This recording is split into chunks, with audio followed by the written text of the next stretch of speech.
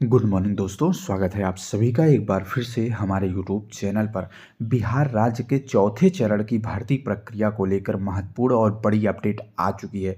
जहां तक आप सभी को जानकारी है कि बीपीएससी के तीसरे चरण में अभी तक काउंसलिंग की प्रक्रिया नहीं हो पाई है। 87,000 पदों पर विज्ञापन जारी किया गया था और लगभग 66,000 अभ्यर्थी सफल घोषित हुए हैं। 21,000 पद खाली होने की भी सूचना मिल रही है और ये पद चौथे चरण में जोड़े जाने की प्रबल संभावना भी बनी हुई है। तो यानी कि चौथे चरण में 50,000 से अधिक पदों पर विज्ञापन आप सभी को देखने को मिलेगा।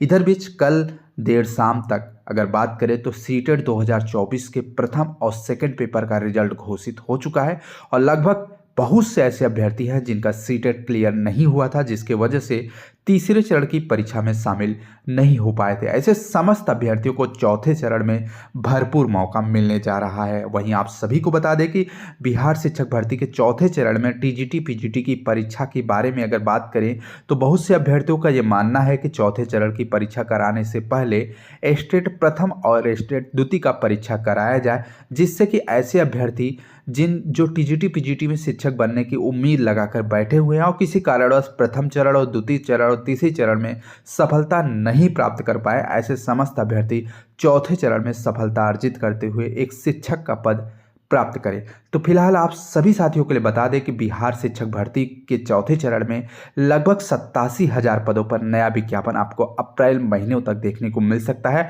और उसके पहले स्टेट प्रथम और स्टेट द्वितीय का एग्जाम भी आपको मार्च से अप्रैल महीने में भी देखने को मिल सकता है। विज्ञापन की अगर बात करें तो फरवरी के अंतिम सप्ताह तक विज्ञापन जारी होने की प्रबल संभावना है, लेकिन सूत्रों से बड़ी अपडेट है कि स्टेट प्रथम और स्टेट द्वितीय नहीं कराया जाएगा। इसको लेकर तमाम अभ्यर्थियों की तरफ से बिहार राज्य के सरकार से ये मांग की गई है कि चौथे चरण के विज्ञापन जारी करने से पहले स्टेट प्रथम और स्टेट द्वितीय का परीक्षा कराया जाए, जिससे कि चौथे चरण में अधिक से अधिक अभ्यर्थियों को शिक्षक बनने का सुनहरा अवसर प्राप्त हो सके।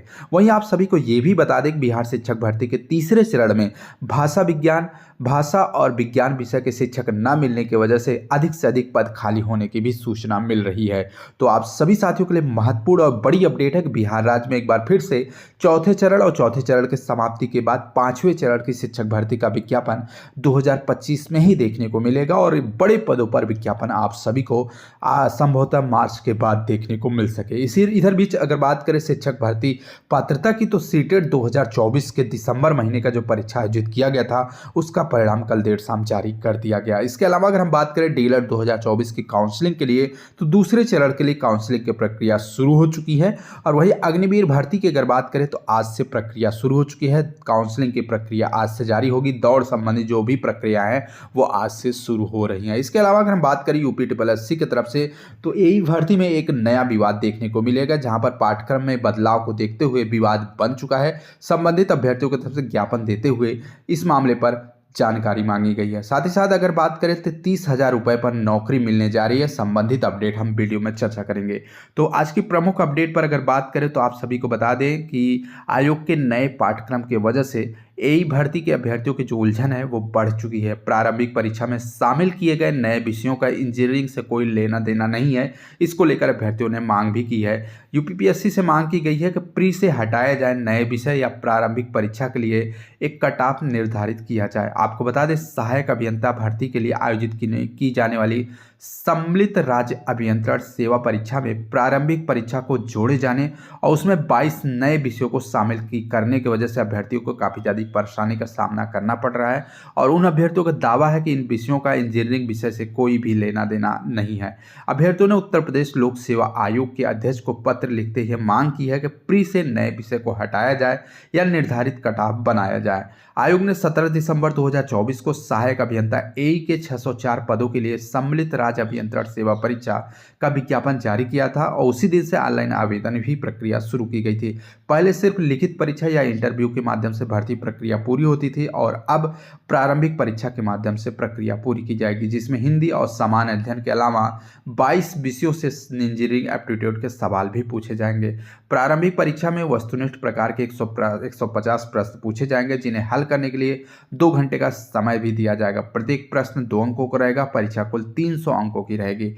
150 प्रश्नों से समान ज्ञान के 25 प्रश्न, समान हिंदी के 25 प्रश्न और इंजीनियरिंग एप्टीट्यूड के 100 प्रश्न रहेंगे। अभ्यर्थियों का कहना है कि इंजीनियरिंग एप्टीट्यूड में जो 100 प्रश्न 22 विषयों से रहेंगे, उनका इंजीनियरिंग से कोई भी लेना देना नहीं है। आयोग अगर अप्रैल या मई में प्रारंभिक परीक्षा कराता है तो अभ्यर्थियों की तैयारी नहीं हो पाएगी। इसका कारण है कि अभ्यर्थियों के लिए 22 विषय एकदम नए होंगे और उनके लिए प्रारंभिक परीक्षा क्वालिफाई करना मुश्किल हो जाएगा। अभ्यर्थी अजीत कुमार सोनकर का कहना है कि पर्याप्त समय दें या प्रारंभिक परीक्षा में शामिल किए गए 22 नए विषयों को हटाया जाए। वहीं ग्रेजुएट इंजीनियरिंग वेलफेयर एसोसिएशन के जो दीपक सिंह हैं, उपाध्यक्ष सपना गौतम ने आयोग के अध्यक्ष को पत्र लिखते हुए कहा है कि इंजीनियरिंग के विषयों में बाहर के प्रश्न पूछकर अभ्यर्थियों को उनके विषय के प्रति तकनीकी ज्ञान का परीक्षण किए बिना प्रारंभिक परीक्षा में छांट कर बाहर कर दिया जाएगा तो वो अभ्यर्थियों के लिए न्याय संगत नहीं होगा। अभ्यर्थियों के आयोग के अध्यक्ष से मांग की गई है सम्मिलित राज्य अभियंत्रण सेवा परीक्षा 2024 से टेक्निकल विषय नहीं है तो प्रारंभिक परीक्षा का कट ऑफ सामान्य अभ्यर्थियों के लिए 30% और अन्य अभ्यर्थियों के लिए 25% रखा जाए। पास होने वाले प्रत्येक अभ्यर्थी को मुख्य परीक्षा में शामिल होने का मौका दिया जाए ताकि ज़्यादा से ज़्यादा अभ्यर्थियों को अवसर मिल सके। तो आप सभी को बता दें कि आयोग के नए पाठ्यक्रम की वजह से अभ्यर्थियों को काफ़ी ज़्यादा परेशानी हो रही है। अभ्यर्थियों की तरफ से पत्र भेजते हुए कहीं न कहीं यही का जो कट ऑफ है वो 30% और 25% करने की बात भी कही गई है। इसके अलावा अगर हम बात करें एक महत्वपूर्ण अपडेट पर, तो आपको बता दें कि क्षेत्रीय सेवा योजन कार्यालय परिषद में शुक्रवार को सुबह 10 बजे से रोजगार मेला लगने जा रहा है। इसमें निजी क्षेत्र की कंपनियां कल लगभग 760 विभिन्न रिक्त पदों पर 30,000 प्रतिमाह पैकेज पर युवाओं को चयन करेगी। पेटीएम में सेल्स एग्जीक्यूटिव के 100 पदों पर इंटरमीडिएट उत्तीर्ण 18 से 35 साल के युवाओं को 18,000 महीने पर प्रयागराज के लिए चयन किया जाएगा। वहीं किल्टन जियो इंजीनियरिंग डिलीवरी बॉय के 400 पदों पर इंटरमीडिएट उत्तीर्ण 18 से 45 साल बेरोजगार युवाओं को 30,000 रुपये प्रति माह पर दिल्ली के लिए चयन किया जाएगा। मिलैंड माइक्रोफिनेंस सेल्स ऑफिसर के 50 पदों पर इंटरमीडिएट उत्तीर्ण 18 से 29 साल के युवाओं को 12,000 प्रति माह पर पूरे उत्तर प्रदेश के लिए चयन किया जाएगा। इसके अलावा डाटा एंट्री ऑपरेटर और इलेक्ट्रीशियन के 160 पदों पर आरटीआई और डिप्लोमाधारी 18 से 40 साल के बेरोजगारों को 17,200 रुपये प्रति माह पर यूपी के लिए चयन किया जाएगा। तो रोजगार मेले में 30,000 रुपये प्रति माह की नौकरी मिलने जा रही है। तो अभ्यर्थी संबंधित जिले में जाकर अपना आवेदन कर सकते हैं। इसके अलावा अगर हम बात करें अग्निवीर भर्ती की, तो अग्निवीर भर्ती की प्रक्रिया आज से शुरू होने जा रही है। लखनऊ में इसको लेकर रैली 13 तारीख से शुरू की जाएगी। भारतीय सेना की तरफ से अग्निवीर भर्ती रैली 10 जनवरी 2025 से लखनऊ कैंट के एमएमपी स्टेडियम में शुरू होने जा रहा है। भर्ती क्षेत्र उत्तर प्रदेश और उत्तराखंड के तत्वाधान में लखनऊ में 10 जनवरी से 22 जनवरी तक आयोजित होगी, जिनमें विभिन्न पदों पर अग्निवीर जीडी, अग्निवीर तकनीकी, अग्निवीर कार्यालय सहायक और अग्निवीर टेस्टमैन के लिए भर्ती रैली आयोजित की जाएगी। भर्ती रैली में कानपुर नगर से होकर अलग अलग तारीखों में फतेहपुर, कन्नौज, कानपुर, बाराबंकी, उन्नाव जिले के अभ्यर्थी हिस्सा लेंगे। इनमें लखनऊ जिले के अंतर्गत महिलाबाद, बक्सी का तालाब, बीकेटी, मोहनलालगंज, सरोजनी नगर तहसील के लिए अग्निवीर जनरल की ड्यूटी जीडी की जो रैली है 13 जनवरी को आयोजित होगी। अभ्यर्थियों द्वारा जारी किए गए एडमिट कार्ड पर तारीख और समय एमएमपी सेंटर और कॉलेज स्टेडियम लखनऊ कैंट में सुबह रिपोर्ट किया जाएगा। इस रैली में उत्तर प्रदेश के 13 जिलों के लगभग 10,000 शॉर्ट लिस्टेड उम्मीदवार भाग लेंगे।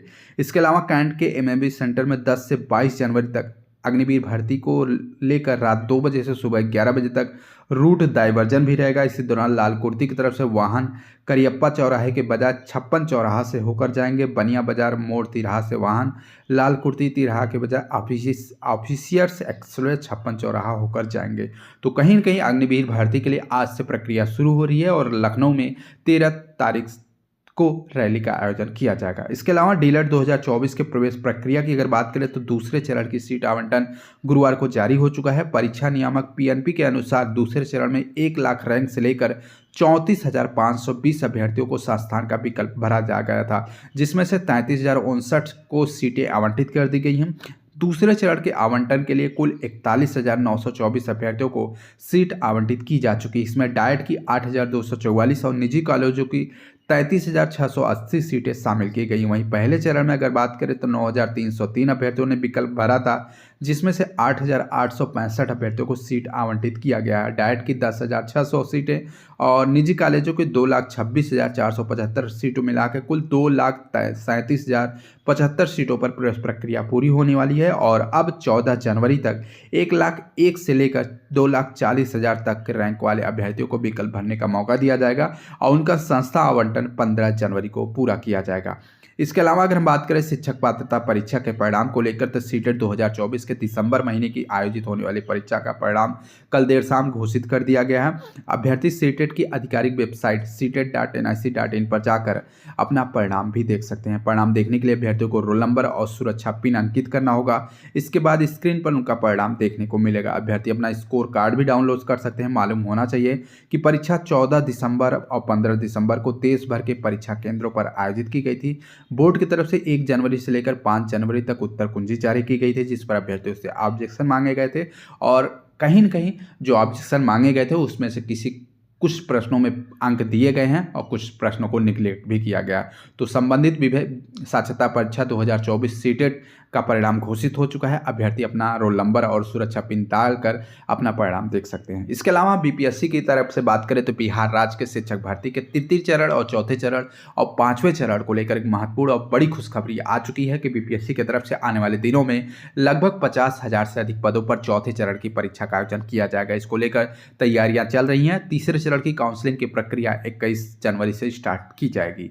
तो आप सभी को बता दें कि बिहार सरकार की तरफ से विद्यालय में शिक्षकों की नियुक्ति के लिए पिटारा खोल दिया गया है, लेकिन योग्य शिक्षक न मिल पाने की वजह से तीसरे चरण में लगभग 21,166 पद शिक्षकों के खाली रह गए थे। आपको बता दें तीसरे चरण में बिहार शिक्षक भर्ती की तरफ से 87,774 पदों पर नियुक्ति के लिए विज्ञापन जारी किया गया था और तीसरे चरण में 66,608 शिक्षक अंतिम रूप से चयनित हो पाए हैं। इनमें से सैकड़ों ऐसे शिक्षक हैं जो पहले से ही प्राथमिक से उच्च माध्यमिक में चयनित हो चुके हैं। ऐसी स्थिति में चौथे चरण में शिक्षकों की जो रिक्तियां हैं काफ़ी संख्या में देखने को मिलेंगी। पहले चरण की अगर बात करें, पहले ही 21,000 से अधिक रिक्तियां बची हुई हैं और सरकार इस बार जिलावार रिक्तियां फिर से नियोजन इकाइयों से लेने वाली है और इसका आकलन के बाद विद्यालय में पदों के लिए शिक्षकों के पदों को सृजित किया जाएगा। उम्मीद जताई जा रही है कि चौथे चरण में 50,000 से अधिक रिक्तियां देखने को मिल सकती हैं। आपको बता दें विद्यालय में शिक्षकों की नियुक्ति के लिए कई विषयों में योग्य शिक्षक नहीं मिल पा रहे हैं और इसमें सबसे ज़्यादा अगर बात करें तो विज्ञान विषय में माध्यमिक और उच्च माध्यमिक में कम शिक्षक मिल रहे हैं। इसके अलावा भाषा के कई विषयों में शिक्षक ही नहीं मिले हैं। SC ST दिव्यांग कोटे में शिक्षक कम मिल रहे हैं, इनकी सीटें खाली जा रही हैं। इसके अलावा विज्ञान और भाषा विषय में सामान्य श्रेणी से लेकर प्रत्येक श्रेणी में योग्य उम्मीदवार सीट से कम मिल रहे हैं। उच्च माध्यमिक में विज्ञान विषय को देखा जाए तो वनस्पति शास्त्र में लगभग 1485 रिक्तियों के सापेक्ष केवल 566, वहीं जंतु विज्ञान विषय में 777 रिक्तियों के सापेक्ष 625 सफल हुए हैं। भौतिक विज्ञान में अगर बात करें 1961 रिक्तियों में एक गुणाभ्यर्थी 441 ही सफल हो पाए हैं। इसके अलावा गणित विषय में 1220 रिक्तियों के सापेक्ष 779 को सफलता मिली। सबसे कम रिजल्ट रसायन शास्त्र में देखने को मिला, जहां पर 3,742 पदों में 273 पद ही खाली हो पाए हैं। आपको बता दें कि सत्य प्रकाश शर्मा जो कि बीपीएससी के सचिव हैं, उनका कहना है कि योग्य शिक्षक नहीं मिले हैं, जिसके वजह से शिक्षकों के पद खाली रह चुके हैं। सबसे खराब स्थिति विज्ञान विषय की है, खासकर केमिस्ट्री विषय में मिनिमम अंकों पर चयन किया गया। इसमें 3,742 पदों में 273 अभ्यर्थी सफल हो पाए हैं। इसी तरह विज्ञान के अन्य विषयों की स्थिति भी है। भाषा विषय में भी शिक्षक नहीं मिल पाए हैं और चौथे चरण में भरपूर पद आप सभी को इन्हीं विषय में देखने को मिल सकता है। तो ये थी आज की प्रमुख अपडेट। वीडियो को शेयर कर दीजिएगा। चैनल के माध्यम से उत्तर प्रदेश और अन्य राज्यों की संबंधित शिक्षक भर्ती से संबंधित सूचनाएं आपको इसी चैनल पर मिलती रहेगी। तो चैनल को सब्सक्राइब करते हुए वीडियो को शेयर कर दीजिएगा। धन्यवाद।